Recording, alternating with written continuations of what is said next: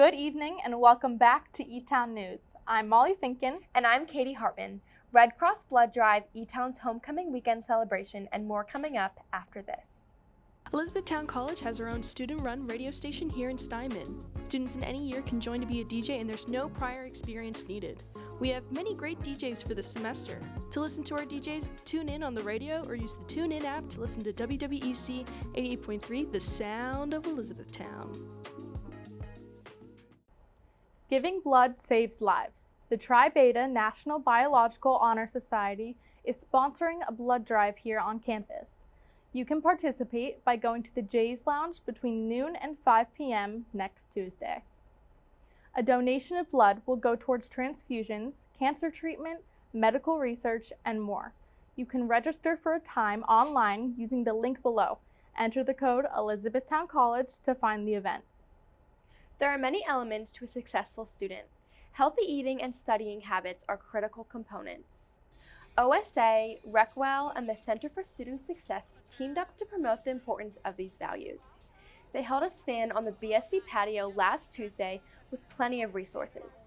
Blue Jays could make their own trail mix from a variety of nuts, chocolates, and dried fruits. There were educational resources as well, like Etown's exam schedule, blank to-do lists, and more. Everyone enjoyed the snacks, but 2 lucky students won the blue light glasses and noise-canceling headphones from a raffle. No plans for fall break? Spend your time serving the community. The Center for Community and Civic Engagement is holding their annual fall break service trip with Lancaster Lebanon Habitat for Humanity. Thursday through Sunday, you and some friends could spend your days helping build a home for a family in need. All meals, a t-shirt, and transportation will be provided for the $25 fee needed to register. This is an extremely rewarding experience that allows you to engage in your community in a meaningful way. You can register online now if this opportunity sounds right for you. Elizabethtown College has once again been honored as one of the country's top institutions. The U.S. News and World Report recently came out with their 2026 Best College Rankings. Etown was recognized for their Rising Engineering program. They ranked 4th in the state and 46th in the country, moving up 7 spots from last year. The college was also ranked in the categories of Best Regional University, Undergraduate Teaching, Value Schools, and Social Mobility. Homecoming Weekend 2025 is finally here. There are tons of events to look forward to, starting Friday night with Mad Cow's Homecoming Weekend Kickoff Show. Grab some friends and make your way to Gibble Auditorium at 7 p.m. Enjoy some outrageous improv comedy to celebrate the start of the weekend. If you're lucky, you or your prompt might get picked for a scene.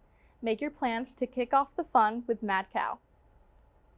Continue the celebration Saturday morning. Take the Paw Paw Grove walking tour or the campus labyrinth, but make sure you leave time to stop by the homecoming fair. From 12 to 3, the academic quad will be decked out in fantastic finds. Shop for clothes, art, collectibles, and crafts from Etown students and local artisans. There will also be food as well as New Orleans-style jazz from the Dutchers Band. You won't want to miss it. The fun doesn't end there. Stop by the Young Center Festival from 1 to 4. Treat yourself to homemade ice cream churned in-house by engineering students. There will also be interactive exhibits highlighting Etown's history and traditions.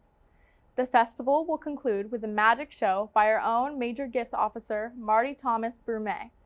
It's a fitting way to end this magical weekend, so come by for an amazing time. Now here's Ava Deeter with your weekly sports update. Thanks, Molly. It was a successful outing for the men's golf team at the Stevenson Fall Invitational. Senior John Harrison tied for 3rd place, shooting 4 over par. Chris Kilduff shot 7 over, and Jeremy Otto was 9 over to lead the team to 5th place out of 13 teams. They have a few weeks off before their next competition in the Lancaster Bible Fall Invitational on October 13th. Following 4 straight ties, women's soccer is back on track after winning their past 2 games. They defeated Wilkes 1-0 last Saturday in their first landmark conference matchup of the year. Senior Skylar Mumford's lone goal was her 4th of the year and enough to secure the win. Ella Smith had 6 saves in the box to preserve the shutout. The Blue Jays will host Susquehanna for the homecoming game this Saturday at 1. Despite outshooting Wilkes 15-8, men's soccer team tied to the Colonels 1-1. Freshman Quinn Erb scored early with an assist from Kaba Alvarez and Owen Achenbach. Wilkes only had one shot on the goal the whole game, but it was enough to even the score in the 30th minute. The men will also host Susquehanna this Saturday at 4:30. Cross country competed in the Dickinson Long Short Course Invitational in Newville last Saturday. Addison Kleinel placed 12th in the women's race, running 23:55. Julia Benincasa and Keely Fitzgerald came in at 33rd and 37th, giving the team 70 points and a 7th place finish out of 19 teams. In the men's race, 2 Blue Jays finished in the top 10, propelling the team to finish 3rd place. 5th overall was Derek Kendig, running a 26:10 8K. Not far behind was Will Inglis, crossing the finish line at 26:40 and 9th overall. Both teams have a few weeks to recover before the Rowan Interregional Border Battle on October 18th. Despite a valiant comeback, field hockey fell to Alvernia 5-3 on Tuesday. Hannah Long, Haley Meyer, and Abby Heckman all scored for the Jays, while freshman Emma Dupes had 5 saves in goal. The 4th straight loss puts Etown at 2-7 on the season, as they hope to get back on track when they host D'Youville College tomorrow at 5. Women's volleyball continued their dominant season, sweeping Keystone College 3-0. They came out hot, winning the first set 25-11. Keystone showed more fight in the following 2 sets, but still lost both to the Blue Jays, who improved to 10-4. Lucy Stanek led the team with 12 kills, along with Addie Reed and Angela Ouimet, who each had 4 aces. Alexa Adamek anchored the defense with 4 blocks. They remain in 2nd place in the Landmark Conference as they prepare to host a tri-match against Penn State Hazleton and Penn State Altoona on Saturday. The woes for men and women's tennis continued last Saturday. Both teams lost to Susquehanna but put up a strong effort. Austin Kohler and Gio Garcia won their double set, along with Stefano Billis defeating his singles opponent. It unfortunately wasn't enough as they fell just short 3-4. For the women, Haley Bishop and Elizabeth Warren both took home singles victories. Warren also won a double set with her partner Maria Yenny. Despite these efforts, the team was unable to topple the Riverhawks, losing 2-4. Another big game, another big loss for James Franklin and Penn State football. Months of preseason hype proved to be yet another case of smoke and mirrors for the Nittany Lions. They fell to the Oregon Ducks 24-30 in the highly anticipated whiteout game last Saturday. Drew Aller threw for only 137 yards and a game-losing interception in the 2nd overtime. Head coach James Franklin is now 4-21 against teams ranked in the top 10. It's a disappointing but all too familiar setback for the reigning Big Ten runner-ups. Week 4 of the NFL season is in the books. The action Thursday night with the Seattle Seahawks outlasting the Arizona Cardinals 23-20. Sunday followed the trend with plenty of close games. Starting off the day in Dublin, Ireland, the Pittsburgh Steelers held on a 24-21 win against the Minnesota Vikings. The winless New York Giants were finally able to get into the win column behind rookie QB Jackson Dart. In his first career start, he led New York to an upset win over the Justin Herbert-led Los Angeles Chargers. The Eagles managed to stay undefeated, beating the Tampa Bay Buccaneers 31-25. Ending the day on Sunday, the Green Bay Packers and Dallas Cowboys battled in a thriller that came down to the final seconds. A Green Bay field goal as time expired in overtime was enough to have the first tie in the NFL since 2022. That's all for sports. Now over to Jaime Gallick with the weather. Thanks, Ava. Welcome to the weekly Weather Watch, where we cover the weather once a week, rain or shine. I'm your host, Jaime Gallick. We'll see a range of temperatures this week, starting off the new month with a cool October weather. As the week goes on, expect it to heat up.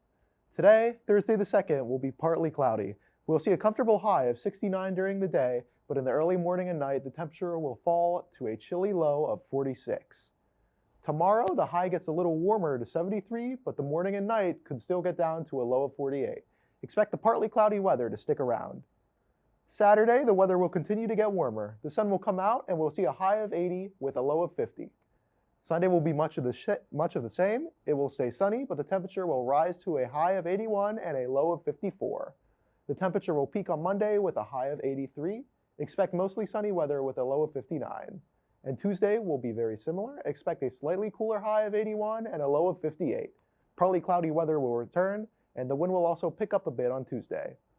Finally, it will cool back down on Wednesday. Occasional showers and clouds will bring the high back down to 72. The low will also fall to 50.